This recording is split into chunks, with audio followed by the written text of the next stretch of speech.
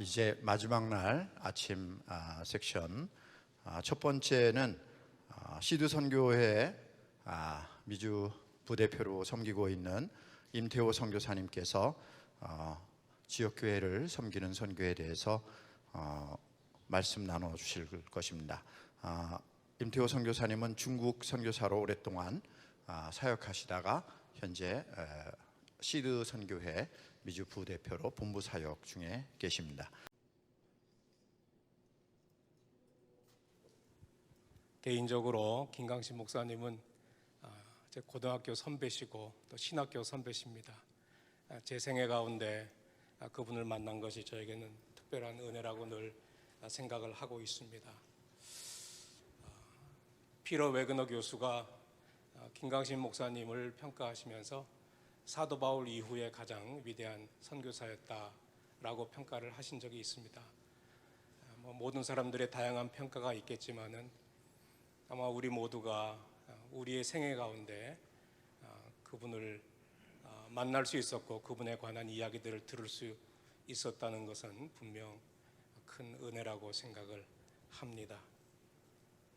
오늘 저는 여러분과 함께 시드 선교회 사역을 간단히 소개를 하려고 합니다. 시드 선교회는 목회자들이 시작한 선교회입니다.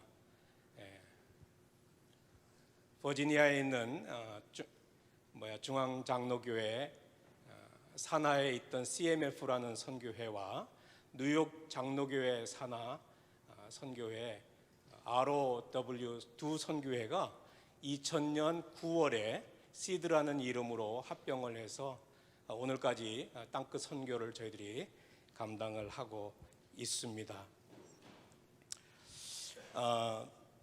저희 시드 선교회가 가장 소중하게 여기는 두 가지 확신이 있는데, 첫째 확신은 그리스도의 성품을 닮은 선교사의 삶이 최선의 선교 전략이라는 확신입니다. 예수님이 제자들을 부르시고 그들에게 땅끝까지 가서 제자 삼으라고 말씀하신 그 제자들의 성품이 이 선교의 핵심이라는 사실을 두 분의 목회자는 알고 계셨고, 그것이 저희 시드를 오늘도 지탱하는 귀한 기초가 되고 있습니다. 달라스 윌라드는 마태복음 28장에 모든 족속으로 제자 삼으라는 이 예수님의 선교 지상 명령의 본질을 성품 혁명이라고, 캐릭터 트랜스포메이션이라고 그분은 보고 주장을 하셨는데요. 저희 시드 선교사들은 이 접근에 마음을 열고 동의를 합니다. 예수님이 부르신 그 제자들이 예수님의 성품을 닮아갈 때 그 제자들이 또 다른 예수님을 닮은 그 제자들을 양성하게 될 것이고, 이런 일들이 멀티플라이 되는 프로세스를 통해서 선교의 사명은 완성될 것이라고 저희들은 확신하고 있습니다. 예수님이 나는 마음이 온유하고 겸손하니 내게 와서 나를 배우라 라고 하신 초청은 예수님의 성품을 닮으라는 초청이었습니다. 가장 위대한 선교사 사도 바울이 고린도 교회 성도들에게 내가 예수님을 닮는 것처럼 여러분도 저를 닮으시기 바랍니다라는 초청 역시 그리스도의 성품을 닮으라는 초청이었습니다. 예수님이 강조하신 것이 그의 성품이었고, 또한 그를 가장 닮은 가장 위대한 선교사 바울이 여러분과 저에게 오늘 아침에 다시 한번 도전하는 내용 역시 우리가 선교를 완성하기 위해서, 이 업무를 완수하기 위해서 우리에게 가장 중요한 것은 우리가 그리스도의 성품을 닮은 선교사가 되어야 한다는 사실입니다. 시드 선교회가 주장하는 또 하나의 확신은 기도가 선교라는 확신입니다. 우리가 이 기도가 선교라는 것은 강조할 필요가 없을 줄로 압니다. 첫날 우리 한기용 목사님도 이 부분에 대해서 간증을 통해서 우리에게 강한 도전을 하셨고 우리 모두가 동의하는 바입니다.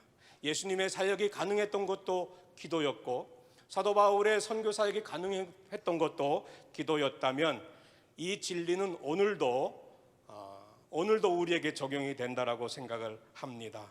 그래서 저희 시드에서는 이 기도 사역에 올인하고 있습니다.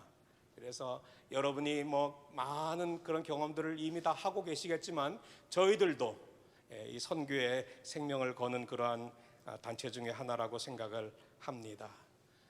그리스도의 성품 그리고 기도라는 이 두 가지 확신 기초 위에 저희 시드 선교회가 추구하는 네 가지의 우리가 지금까지 세우고자 노력하고 있는 선교의 기둥들이 있는데요.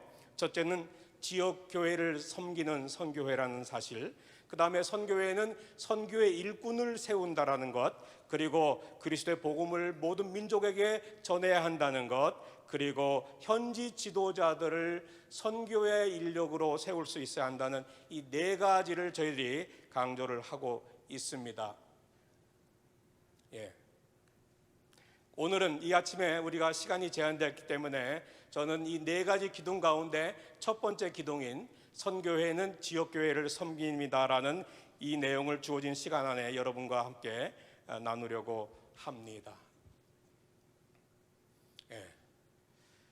왜 교회가 선교를 해야 하는가라는 성경적인 가르침에 대해서 제가 시간을 많이 투자할 필요는 없다고 생각을 합니다만 정리하는 차원에서 다시 한번 여러분과 간단히 나누겠습니다. 왜 교회가 선교를 해야 하는가? 저희 시드 선교회는 선교회가 선교하는 것이 아니라 교회가 선교한다. 그리고 그 교회가 선교를 잘할 수 있도록 우리는 지역교회를 섬긴다라는 이 가치관을 가지고 여기까지 왔습니다. 왜 교회가 선교해야 합니까?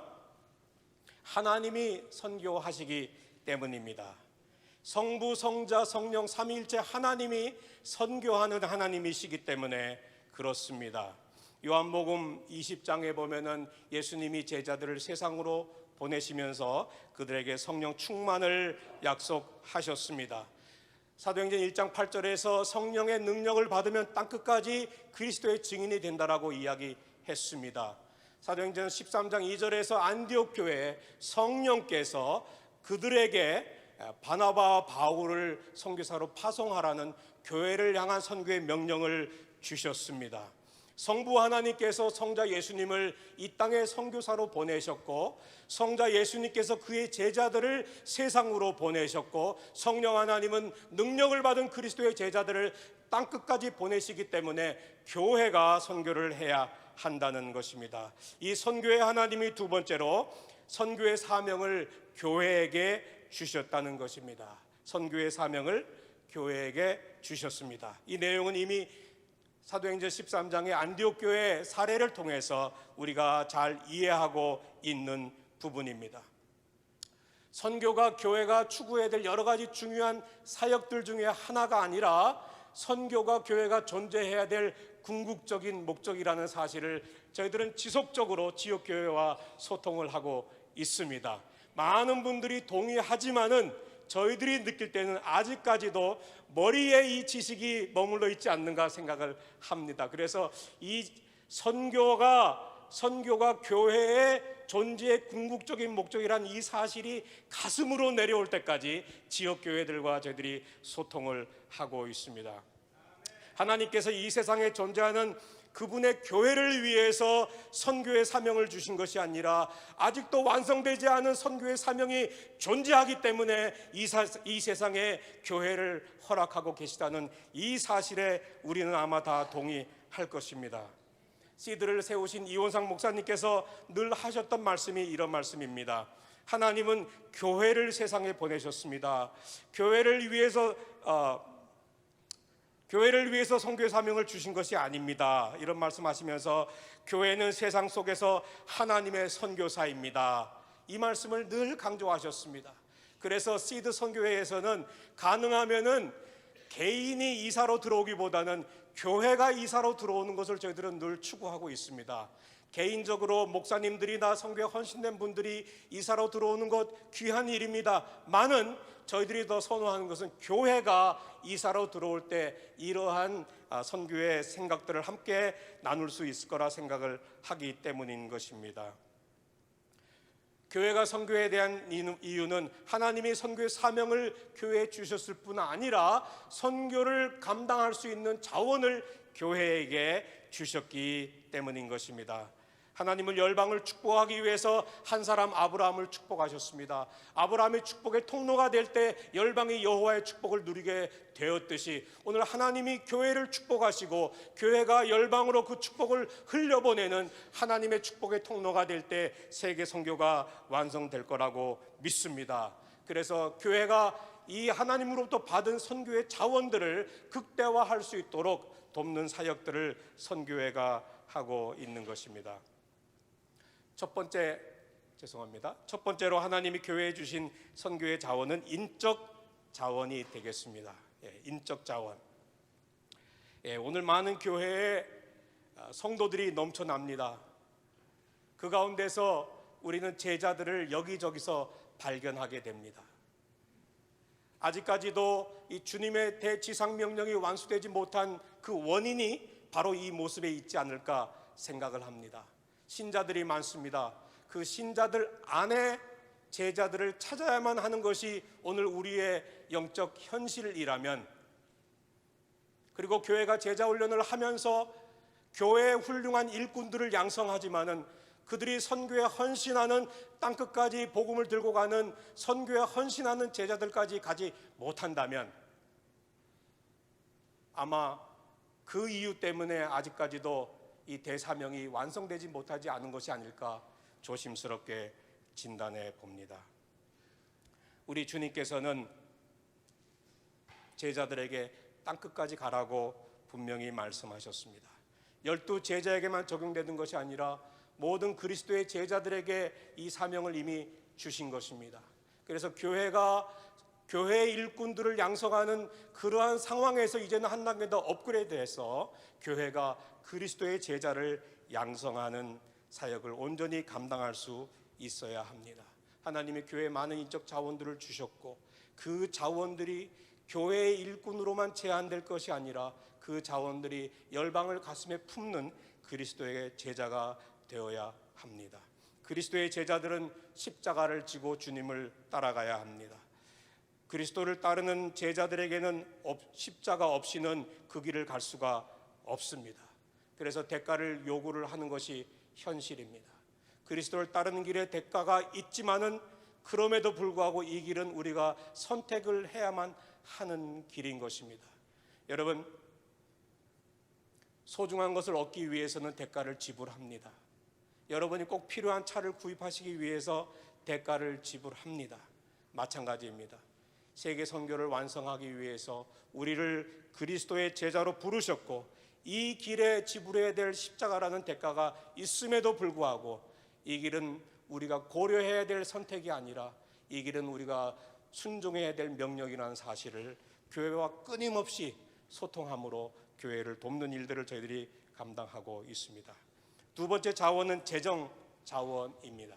하나님은 교회에 재정 자원을 주셨고 이 재정의 축복을 열방을 위해서 흘려 보내라고 하십니다. 은혜 한인교회가 재정의 50% 이상을 세계 선교를 위해서 투자하고 있다는 이야기를 들으면서 아마 우리 모두의 마음에 큰 감동이었을 것입니다. 제가 듣기로는 동부에 있는 세이비어라는 교회는 작지만은 미국에서 가장 영향력 있는 교회 중에 하나라고 평가를 받고 있는데요. 그 교회 모든 교인들은 교인이 되려면 2년 동안 훈련을 받아야 되고 모든 교인들은 기본적으로 11조를 하고 대부분의 교인들이 10의 5조를 하고 모든 교인들의 꿈에 10의 9조랍니다.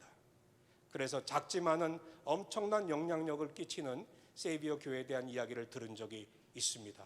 하나님이 교회에 재정적인 축복을 주셨고 이것을 흘려보내라고 하시는 것입니다. 세 번째 축복은 영적 자원입니다.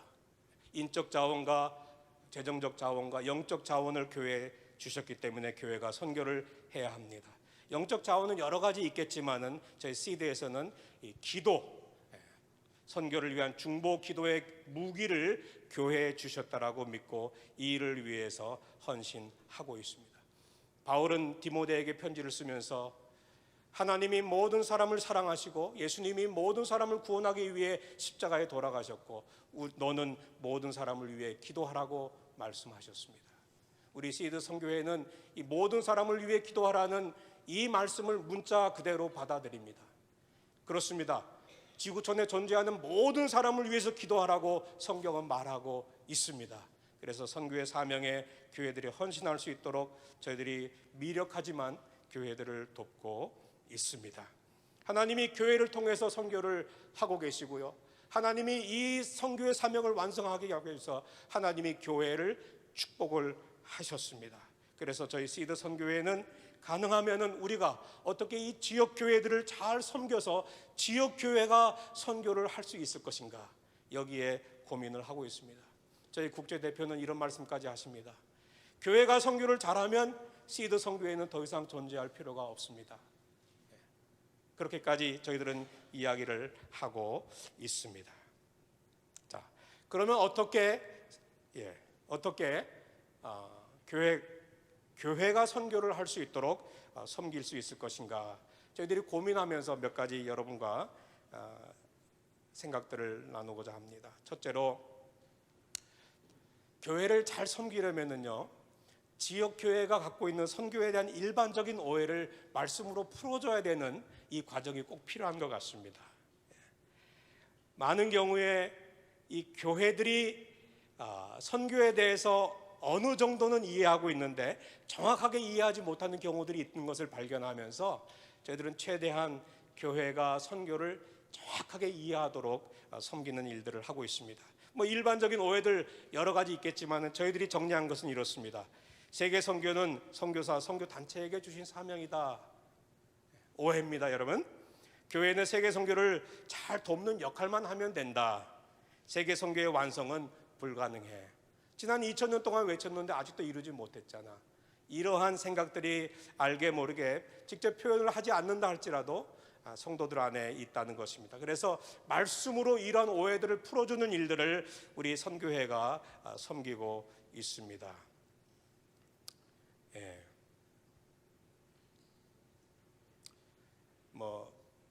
이 부분에 대해서는 제가 시간상 그냥 넘어가는 것이 여러분들 좋을 것 같습니다.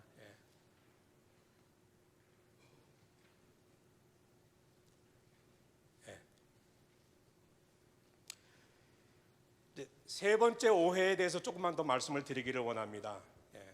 세계 선교의 완성은 불가능하다라는 그런 이야기를 할 때 저희들은 그 부분을 이제 어떻게 설명하냐면은, 초대교회 선교를 우리가 보면은 세계 선교의 완성은 가능하다라는 말씀을 드립니다. 초대교회는 어떠한 선교를 했길래 그 짧은 시간에 지중해 지역에 복음이 편만하도록 선교를 잘 감당했을까? 그러한 질문을 던지면서 초대교회가 지향했던 두 가지 선교를 저희들은 나눕니다. 첫째로, 초대교회는 교회가 함께하는 선교를 감당했다는 것입니다. 교회가 함께하는 선교를 감당했다. 로마서 15장 19절에서 24절을 보시면은 바울이 소아시아에는 더 이상 복음을 전할 곳이 없어서 예루살렘에서 일루리곤까지 이르기까지 복음이 편만해서 나는 이제 이곳을 떠나서 땅끝인 스페인으로 가겠다라는 그러한 엄청난 선언을 합니다. 쉽게 받아들여지지 않습니다, 여러분. 곰곰이 생각해 보시면은 바울이 말하는 예루살렘에서 일루리곤, 지금의 알바니아 지역까지 그 넓은 지역의 모든 지역에 교회가 개척된 것이 절대로 아니었습니다. 바울은 전략적 도시들을, 거점 지역들을 택하고 그 거점 지역들의 교회를 개척을 했습니다. 그리고 지도자들을 세웠습니다. 그리고 그 지역을 과감히 떠났습니다. 왜냐하면 그 거점 지역에 있는 교회가 그 주변 지역들을 복음으로 섬길 것이라는 확신이 있었기 때문입니다. 모든 지역의 교회를 세웠기 때문에 이 넓은 지역에 복음이 편만했다라고 말한 것이 아니라 바울의 확신 가운데서 내가 생각하는 전략적 거점들의 교회가 다 세워졌기 때문에 반드시 이 교회들이 그 주변 지역들을 복음으로 책임질 것이라는 확신을 가지고 과감히 이 지역을 떠납니다. 예루살렘에서 일루리곤까지 복음이 편만해지는데 13년밖에 걸리지 않았습니다, 여러분. 13년 동안 바울은 이 지역에 복음이 확장되는 그 사역을 감당했던 것입니다. 핵심이 뭡니까? 바울은 교회가 함께 선교할 것이라는 확신이 있었기 때문입니다. 교회가 함께하는 선교라는, 교회가 협력해서 선교한다는, 물론 조직적인 연합을 말하는 것이 아니라 유기체적인 연합을 말하는 것인데요, 교회가 함께 선교하면은 복음의 확장에 가속도가 일어난다는 이 확신이 있었기 때문에 이 지역에 13년 동안 선교하시고 과감하게 이 지역을 뒤로하고 이제 나는 스페인으로 갈 것이다 라고 로마 교회에 자기의 선교 비전을 나눈 것입니다. 교회가 함께할 때 초대교회에는 이러한 일들이 있었다는 것입니다. 둘째로 초대교회의 선교의 특징은요, 다방향 선교였다는 것입니다. 다방향 선교였다. 사도행전을 자세히 보시면은 초대교회 선교는 여러 지역의 교회들이 여러 지역으로 선교사들을 파송하는 멀티 디렉셔널 미션이 이미 초대교회에서는 이루어졌다는 것입니다. 여러분 지도를 보시면은요, 제가 시간상 읽어드릴 수가 없는데 화살표의 방향만 보시기 바랍니다. 빌립이 예루살렘에서 사마리아로, 그 다음에 가사로, 그리고 가이사라로 가는 것, 그런 방향부터 해가지고 마지막에 브리스길라와 아굴라가 이태리에서 고린도로 오는 이 모든 화살 방향들을 보시면은 여러 지역에서 여러 지역으로 선교사들이 파송된 이 다방향 선교가 이미 초대교회 때 일어났다는 사실입니다. 필립 젠킨슨이 그의 책에서 1980년대 중반부터 그 이전에 있었던 서구권에서 비서구권으로의 파송의 화살이 이제는 모든 지역에서 모든 지역으로 변하고 있다라고 이야기를 했습니다. 근데 사실은 초대교회에서 이미 이 일들이 이루어지고 있었다는 것입니다. 그래서 저희들이 확신하는 것은 교회가 함께 선교할 때, 그리고 모든 교회가 이 다방향 선교를 할 때, 모든 교회가 성령의 인도하심을 받아 그들의 선교사들을 보낼 때 성령이 전체 그림을 그리시면서 모든 지역으로 선교사들이 파송되는 일들이 일어난다는 것입니다. 그래서 초대교회에서는 함께하는 선교, 그리고 다방향 선교를 통해서 이 짧은 기간에 지중해 주변의 선교가 진행되었다는 사실을 볼 수가 있습니다. 무슨 이야기입니까? 다방향 선교는 이미 진행되고 있습니다. 우리가 아는 대로 영국 런던에 가면은 나이제리아에서 온 선교사들을 쉽게 만납니다. 스페인에 가시면은 멕시코에서 파송된 선교사님들을 쉽게 만날 수가 있습니다. 모로코에 가시면은 남미에서 온 선교사님들을 만날 수 있습니다. 지금 브라질의 젊은이들이 북한으로 가겠다라고 헌신한 젊은이들이 있습니다. 다방향 선교는 지금 진행 중에 있습니다. 한 가지 아쉬운 것은 교회가 함께하는 이 선교에 우리가 좀 더 관심을 갖는다면 함께하는 선교와 다방향 선교가 함께 이루어질 때 선교의 상승작용이 분명히 일어날 것이라고 저희 시드는 믿고 있습니다. 자, 마지막으로 어떻게 선교하는 교회로 섬길 수 있을 것인가? 선교는 함께 해야 된다라고 말씀을 드렸습니다. 교회와 선교사와 선교단체가 함께 선교를 해야 합니다. 교회는 선교의 사명을 받았죠. 선교사는 그 사명을 받은 자로서 선교의 업무를 수행합니다. 선교단체는 교회와 선교사를 연결하는 역할을 하는 것입니다.